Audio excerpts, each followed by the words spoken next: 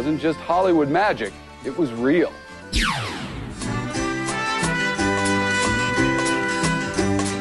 The chemistry between all of us was so amazing. The spirit, the family spirit, you couldn't have faked it.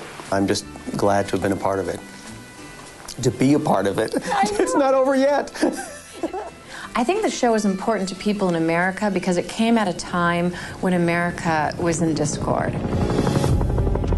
The year was 1972, and America was desperate for an escape from the world events they watched on the evening news.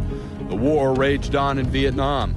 The White House suffered the embarrassment of Watergate, and the Israeli Olympic team lost their lives at the hands of terrorists. And on Thursday, September 14th, the public found their escape on Waltons Mountain. While most viewers could not relate to the series' Depression-era setting, they easily identified with the loving family that stayed together through hardship and happiness. The series, to most of the audience, I think, represented their own life experience or the experience they wished they had had. Series creator and narrator Earl Hamner based the show on his own experiences growing up in the mountains near Schuyler, Virginia. One of 8 children, he is known to the cast as the real John Boy, and he first dramatized his childhood in a novel that became the 1963 film Spencer's Mountain.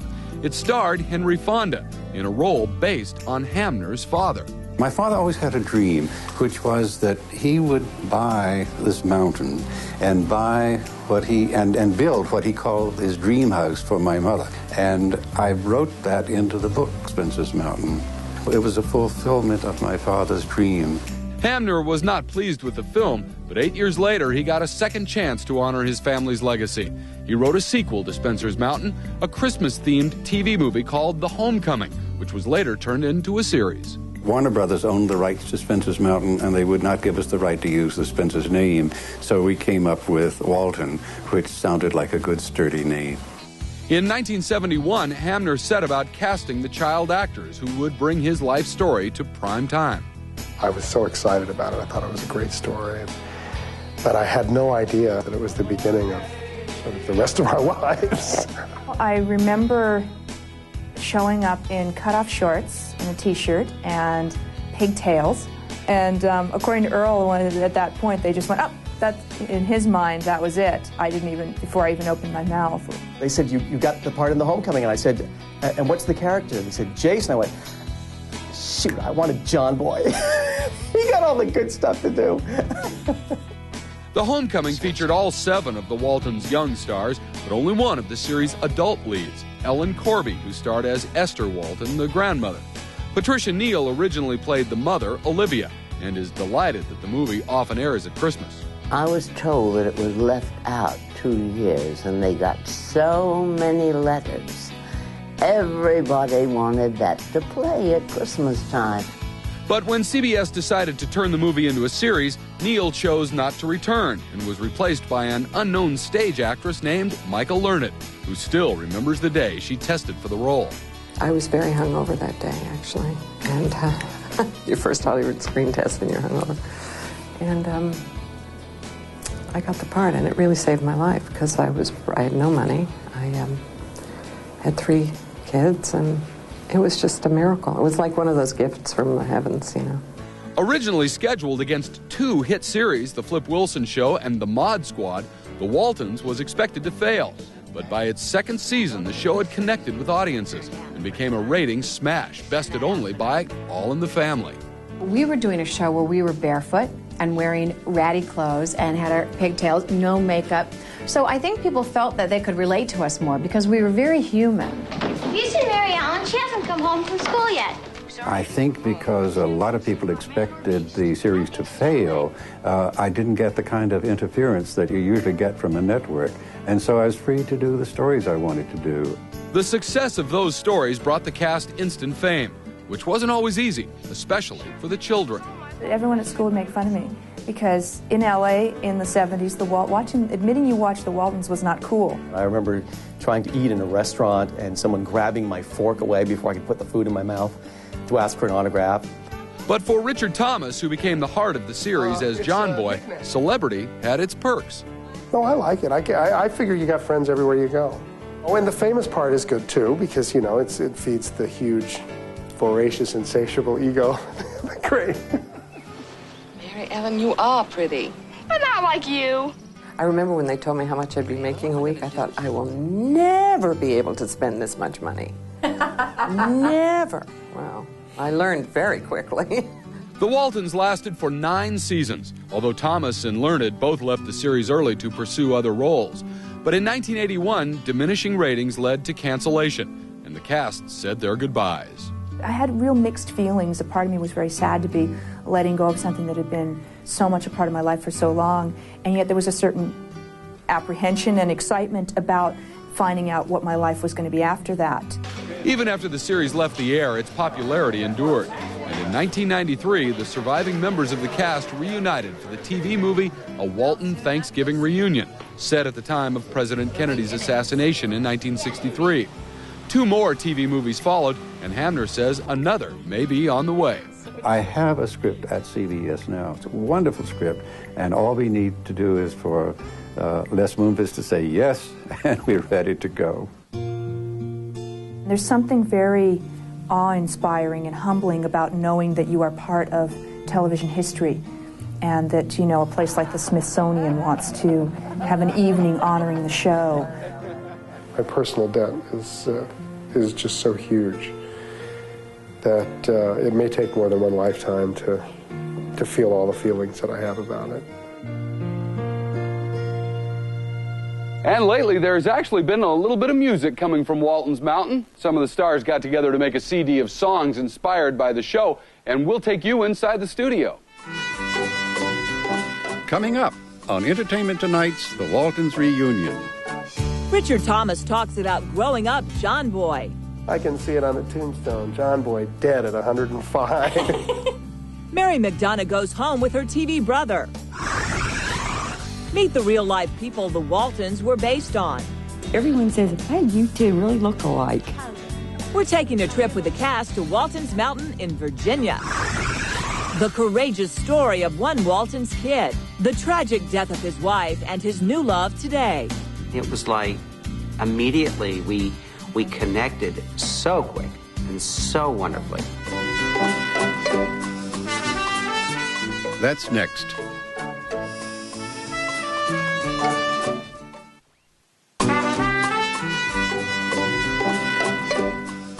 Welcome back to Entertainment Tonight's The Waltons Reunion. The Waltons touched many lives on TV, so in 1992, series creator Earl Hamner decided to open up a museum near his childhood home and let the world experience the real setting that had become Waltons Mountain.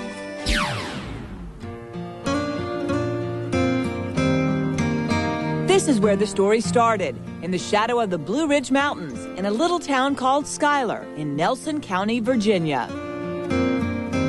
It was here that Earl Hamner was born in 1923. It was in this house that he grew up.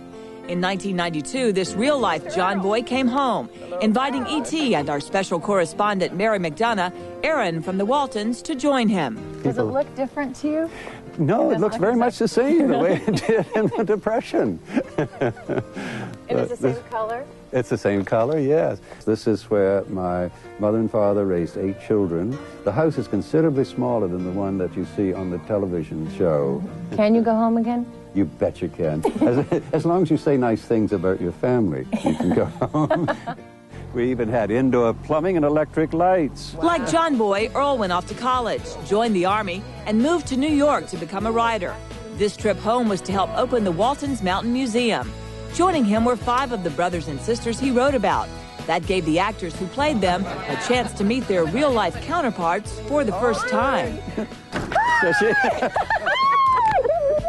Well, we're so glad to have you all here. Well, if it wasn't for you, we wouldn't be here. Right. Sometimes I think she did a better job of my growing up than I did. I don't think there was anything that I ever did that was exactly the way you would have done it, but it was almost like a marriage of souls. I was really anxious to see what you really look like. You haven't changed a whole lot. Everyone keeps saying that. And everyone says, hey, you two really look alike. You know, there's a resemblance, which I'm flattered.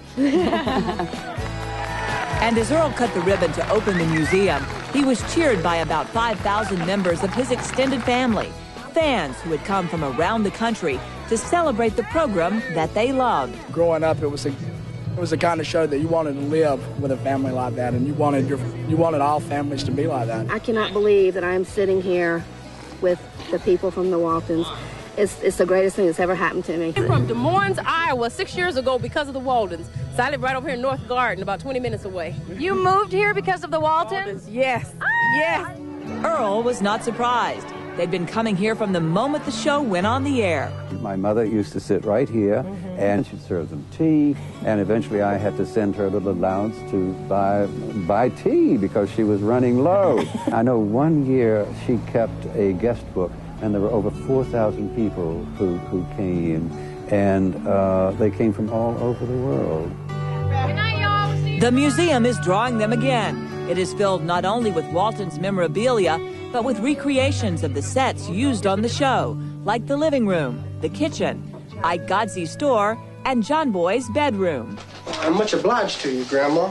This is John Boy's room, and we all used to come in here and jump on his bed and bother him while he was writing. And these are John Boy's glasses. The event also gave the cast members a chance to see each other again.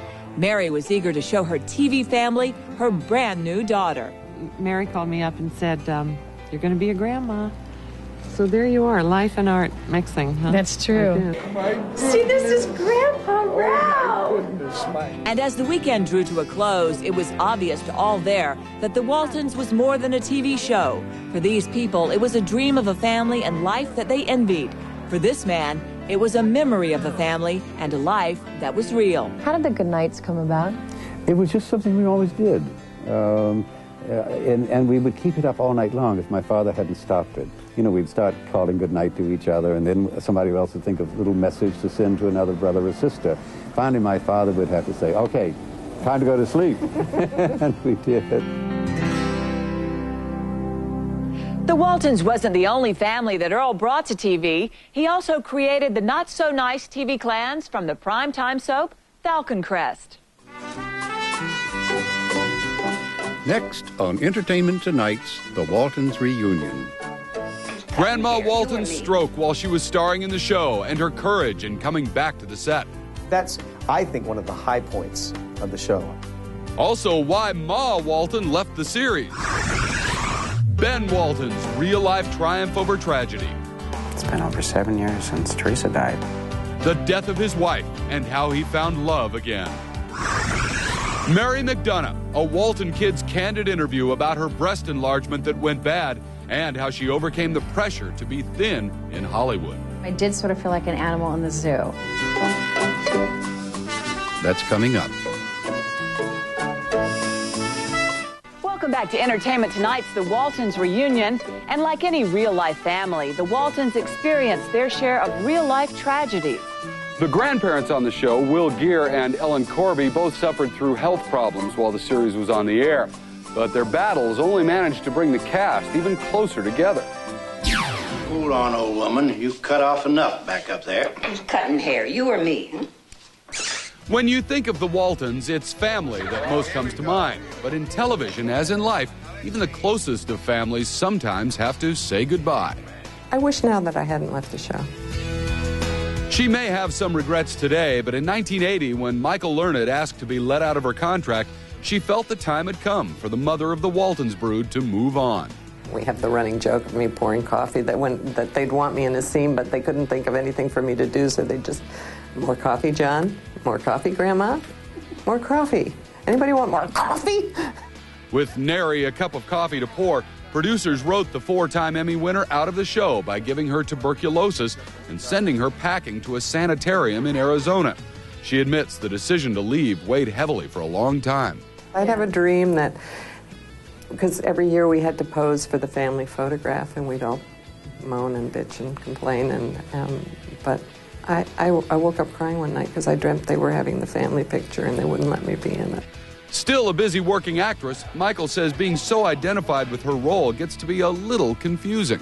It's kind of schizophrenic in a way because we have developed, we're like an extended family. But it also, you know, sometimes you have to keep reminding yourself that we are not the Waltons. And I make a point of you know, letting people know that I swear that I've had a rather colorful past and that I am not Olivia Walton. As for Pa, Ralph Waite stayed atop Walton's Mountain for the entire 9-year run of the series. There's a real bonding that took place. But in the years since, the actor has turned his sights on another type of role, politician. A Democrat, Waite has run for Congress twice. First in 1990, and then again last year for the Palm Springs seat once occupied by Sonny Bono. He lost to Bono's widow, Mary. But politics aside, the actor considers the friendships he forged on the Waltons to be one of his greatest accomplishments. Very, very close to me, and I'm very love them very, very much. To the entire cast, Will Geer didn't just play Grandpa, he was Grandpa. It was almost like having Santa Claus on the set. I mean, he was just this jolly, jolly man. Will was always so excited. Whenever he was on the set, it was like fresh water. I remember him telling us all the Latin names of all the plants around the back lot and quoting Woody Guthrie and Shakespeare. He sort of lived by his own set of rules, and I think he did exactly what he wanted to do, and he went out at exactly when he wanted to go out. When Will died in 1978 at the age of 76, the one-time political activist who had endured Hollywood's blacklist had succeeded in capturing the hearts of a nation. It was like a family. You know, I felt real sad that he was gone. But perhaps the most heartfelt and inspiring story during the show is reserved for Grandma Ellen Corby. We called her Grandma for real. We never called her Ellen or Miss Corby. We always called her Grandma. But when Ellen suffered a debilitating stroke during the show's 7th season, her castmates were also crushed. It was just devastating, and I remember, trying to go to the hospital to see her, and we were desperate to see her because we wanted her to know that we were there for her. The great tragedy for me with Ellen was that with that stroke, what that did to her. Here was a woman that was so articulate, and she was so able to communicate, and the one thing was cut off, her ability to talk. When Ellen got sick, I was young. I knew it was something very serious. But I think I learned a great lesson because she came back. Despite being barely able to speak, Ellen returned the following season. Earl Hamner incorporated her stroke into the storyline. In her first show back, her dialogue was limited to 2 words. When Olivia said to her, noticing that she was withdrawn, "Grandma, what's the matter with you?" Ellen, who had practiced the 2 words in her limited voice, said, "Need me." It was tremendously moving. That's one of the truly great things that the show did, is having Ellen come back and play Grandma as a stroke victim, because it was just so real. She inspired so many people and got letters and letters and letters up until the day she died. Ellen passed away in April of this year. She was 87. And like her TV husband, her legacy lives on with those who counted her as part of the family. I loved them like grandparents, and when they died, I mourned them like they were grandparents. They'll always be a very, very soft part in my heart for them.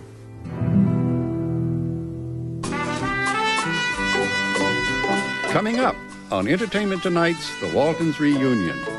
The Waltons' daughter who posed for Playboy. What she says about her religion, Scientology. It's the most amazing subject I've ever encountered in my life. The Waltons' kids and their family get together to make a new CD of music. Mary McDonough, her breast implant horror and why she feared for her young daughter's health. If anybody had ever told me what we know about implants now, I never, ever would have had them. Her courage to overcome. That's next. What is your favorite memory from Walton's Mountain? Click onto our ET website with your recollections and comments about the show. And Entertainment Tonight's The Waltons Reunion will be right back.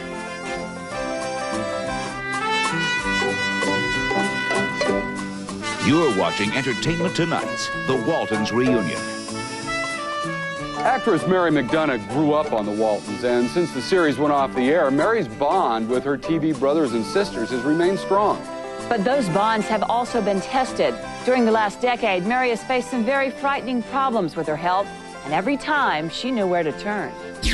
I have such dear, dear friends from the show, and everybody just so lovely and warm and close. And that's so special. And we're so lucky. Now she can't get a Super Deluxe Beauty Kit. Mary McDonough admits it was tough growing up in front of the camera as ERIN. Though she always felt close to her Walton family, she suffered from low self-esteem, leading to a battle with bulimia. What I do remember is a lot of people pointing and staring. And at one time, I did sort of feel like an animal in the zoo. And I did feel pressure from different wardrobe people, you know, and teasing me about my hips and, you know, will you still fit into your wardrobe from last year? So yeah, I was always on a diet. People are so insensitive about how people look. And as a young girl, when you're growing up, the smallest little thing where someone could say about my hips may have been a compliment, but I thought it was something horrible and then thought, well, then there's something wrong with me, I better change it. McDonough was 20 years old when the Waltons ended its 9-year run. The California native still struggled with a poor self-image. When I finished the show, I wanted more than anything to be an actress and continue in my chosen field. And at that time, it was the 80s and a lot of things were sexy. And so it was suggested to me that my body image wasn't exactly that sexy image and I was losing parts. Seeking to attain Hollywood's sexy ideal, Mary underwent silicone breast implant surgery in 1984. When I went to have implants, I always felt that there was something really odd about it. And I kept it a secret. I really didn't tell anybody. So there was so much shame involved with it. Following the surgery, McDonough developed a series of strange symptoms, including fever, joint stiffness, and shooting pains in her muscles. If anybody had ever told me what we know about implants now, I never, ever would have had them. And that's my whole issue, is that if I knew the information that was kept a secret, I wouldn't have done it. No, I don't say that nobody should. Everybody has their own choice to make. But I want women now to know what they're up against. Repeat surgeries, local complications, and rupture rates. At the age of 33, Mary finally had enough and decided to have her implants removed. To her horror, the surgeon discovered the polyurethane foam shells had disintegrated. And then they ruptured in my system, and I got very, very sick. And I have now, I have lupus, which I believe was triggered by the chemicals and the rupture of the implants. Lupus is a connective tissue disease that affects the body's immune system. It's almost as if the body's allergic to itself. It's the opposite of AIDS. In its early stages, Mary's fight against lupus was difficult. It put strain on her 8-year marriage with former actor Rob Wickstrom. The two divorced in 1996, but remain friends. But Mary is most concerned about her daughter, Sydney. She's fearful that when she breastfed Sydney as an infant, she may have harmed her. The 7-year-old has experienced some health problems that Mary believes may have come from her implants. I wouldn't have done it if I had known. Not a chance. With how it's affected my life, never. Never. And my child's life, you know.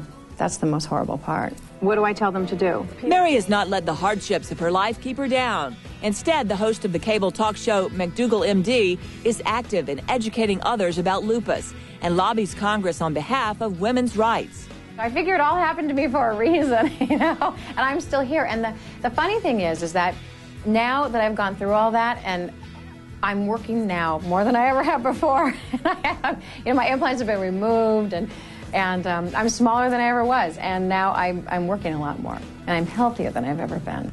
Action. I'd like you to meet your new babysitter. The 38-year-old is now a producer and continues acting, including guest spots on Ally McBeal and ER. Mary also stays in close touch with her Walton clan, who will always remain part of her family. We always had each other. Mary's close relationship with her former co-stars is reflected in her friendship with Eric Scott. You see, what happened to Eric is just too dramatic for even Hollywood to dream up. Now, Mary takes us to Eric's home for his inspirational story of love, loss, and triumph over devastating tragedy. It's been 7 years. It's been over 7 years since Teresa died. Teresa was Eric's wife. They married in 1989. But just when the couple was about to celebrate the birth of their first child, Ashley, Teresa was diagnosed with a vicious form of leukemia. Teresa underwent a cesarean and started chemotherapy only hours later, but her body couldn't endure it. She died without seeing her child.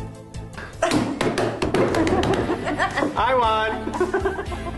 Ashley is now 7 years old, the joy of Eric's life. My Waltons co-star has also managed to find love again with his fiancée, Cindy WOLFEN. So, can I see the ring?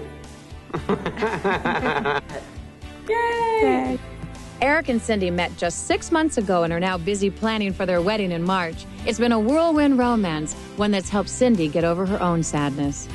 Well, I'm a widow, and Eric's a widower, and we met at a wine tasting through a group called Our House that provides bereavement support groups for young widows and widowers. And we were sitting there talking, having a little bit of fun, I think, flirting. Yes. And then the next week he called me. Did you know right away? I hate to say yes so quickly, but yeah. I mean, it was like immediately we connected so quick and so wonderfully. How does it feel to be an instant mom? It feels really natural and wonderful. We just have such a good time together, the three of us, that I couldn't think of it being any other way. Did you like the story, John Boy? When Cindy met Eric, she didn't know about his years as Ben Walton. But since then, she's met most of us and become part of our extended family. I thought it was great. Everyone was taking care of me, making sure that I wouldn't get weirded out by it. But now everyone's just so wonderful. Ashley thinks it's all pretty wonderful as well, and she'll sing at the wedding. I have a personal question. Do they ever kiss? Yeah. Kiss? A lot. Let me see. Do they really? Do you get embarrassed? No.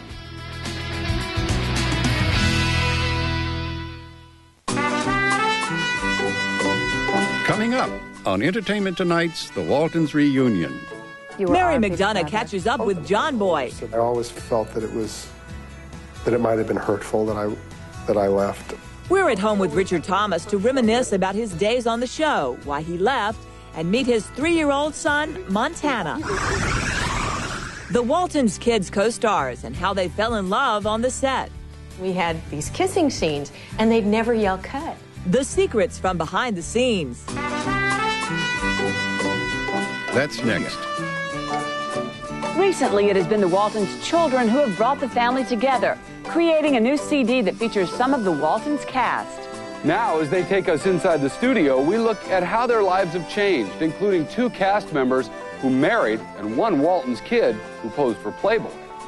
Once I get the beauty kit, I'll probably get so beautiful, I'll go to Hollywood, California, and become a famous movie star. It's opened so many doors, and I've had so many opportunities and met people and been places that I just don't think I would have happened for me had it not been for the series. Like her character Mary Ellen, Judy Norton has been a bit of a rebel. She posed in Playboy and appears on Showtime's racy Beggars and Choosers. Judy says the controversial religion Scientology has played a major part in her career. It's the most amazing subject I've ever encountered in my life. Now a national spokeswoman, Judy joined Scientology at age 13, 3 months before her Waltons audition, and claims that studying the religion gave her the needed confidence to land her breakthrough role. By the time I went in to audition for that, I was able to go in with this sort of cocky, confident attitude that was very much who Mary Ellen was. Hi, we're here, we're recording, and the Walton Christmas album. It's very scary. Judy's bond with the Waltons has remained strong, and she recently went into the recording studio with her TV family to record A Waltons Christmas Together Again. It's really all about the Waltons at home at Christmas time, and I think it really sounds like us. John Walmsley, who starred as Jason, produced the holiday CD, now in stores. The clan came from all around the country, including Cammie Cotler's Elizabeth. And the songs, many of which were written by John, struck quite an emotional chord. In Snowman Land. Ralph, our father, my father, the only one I have left, reads this poem about what happens when snowmen melt. I was bawling. It moved me. I started to cry too. So, I don't know. We're just a bunch of crybabies, but we really, we genuinely care for each other. Much has changed for the Waltons children over the years. John's a professional musician in L.A. Judy both acts and teaches acting in Canada. Cammie's a Virginia high school teacher with baby number 2 on the way. And David's an L.A.-based artist. But they remain very close, having bonded tightly growing up on the set. It was just about, I think, the best experience that you could have as a little kid on a TV series. I was the youngest. Everyone protected me. It was great for me. I was an only child, and suddenly I knew what it was like to be part of a big family. Those family ties run especially deep for John and his wife Lisa. They were already a couple when she was cast as his TV wife. They were married by Ralph, an ordained minister. Then they had their reception at Michael's house. And when we visited them at home in 1992, they told us that falling in love on the Waltons was made a little easier by the cast and crew. They'd love to torture us, and we had these kissing scenes, and they'd never yell cut. And so we would be there just making out and making out and making out. The crew says, yeah, okay, yeah, And with their family so tied into their TV one, today John truly can appreciate the deeper meaning behind Walton's Mountain. It's something that has become so important to so many people that they've gotten some true meaning and value from. I think that's a wonderful thing.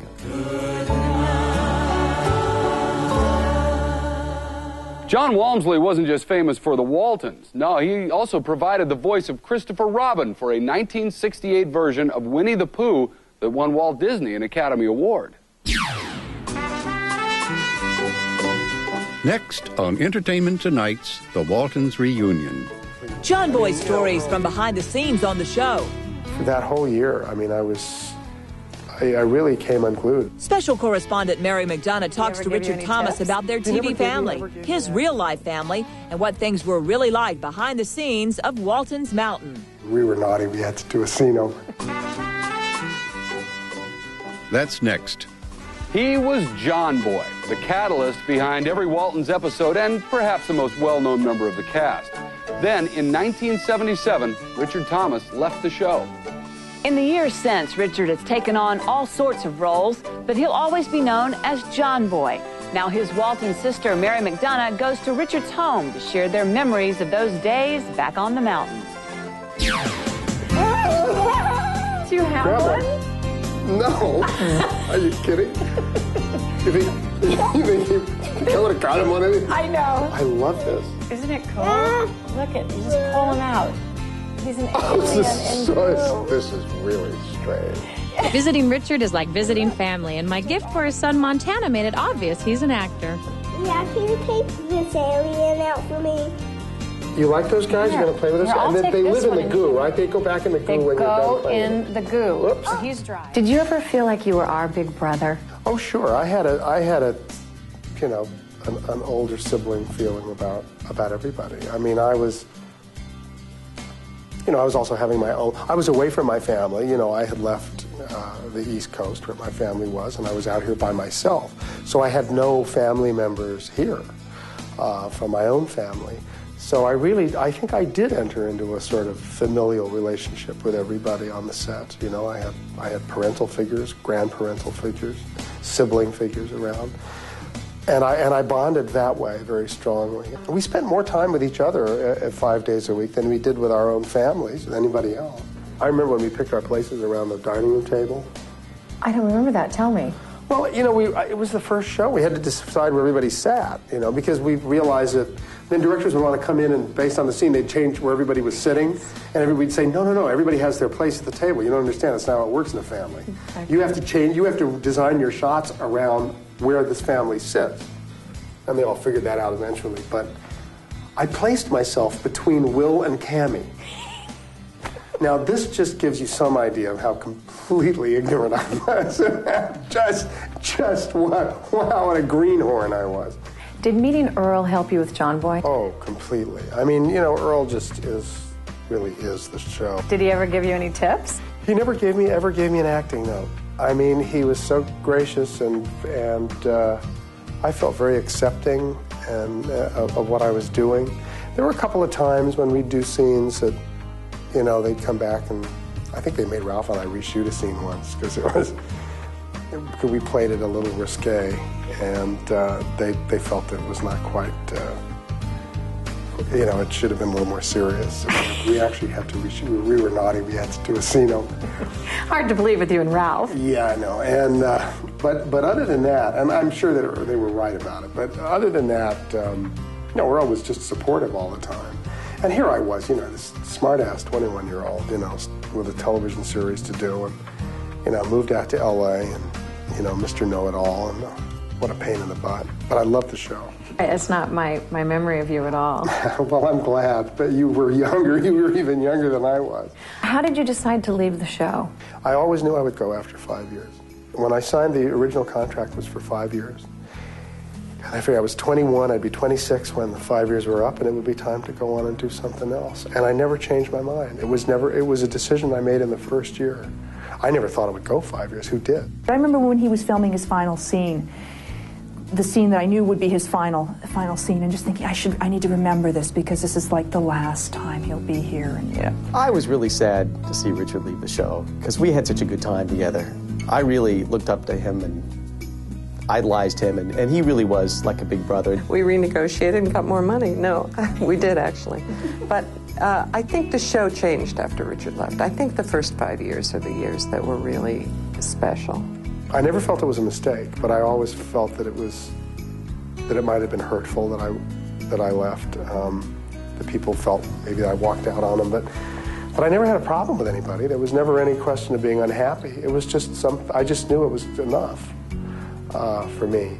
And when I left the show, even though it was a happy experience, for that whole year, I mean, I really came unglued because I'd become it was a separation from the show, from the people, was huge.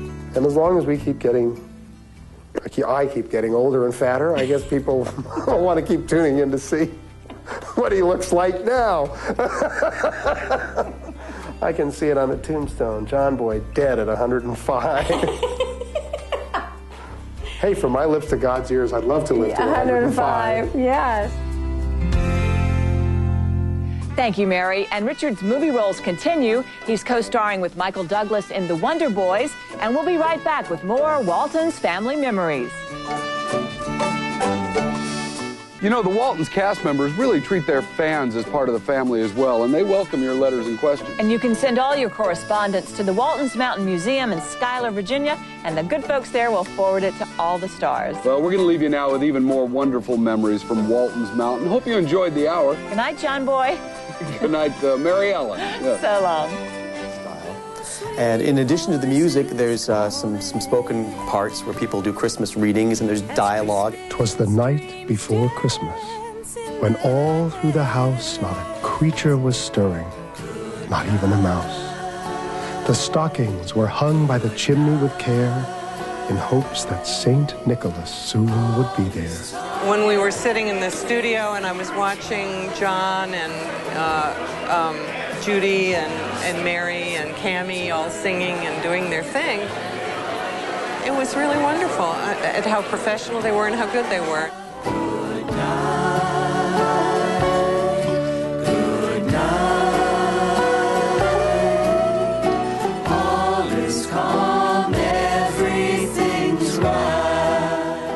So traditional with the show, the good nights, and it's really beautiful. And once we heard the songs, we all kind of came together and thought, you know, this is really nice. It turned out much better than we thought. Good night, Grandpa. Good night, everybody. Merry Christmas. Good night, Jason. Good night, Ben. Good night, Erin. Good night, Jim Bob. Good night, Ben. Good night, Elizabeth. Good night, Jim Bob. Good night, Grandma. Good night, Grandpa. Good night. Entertainment Tonight. Always there.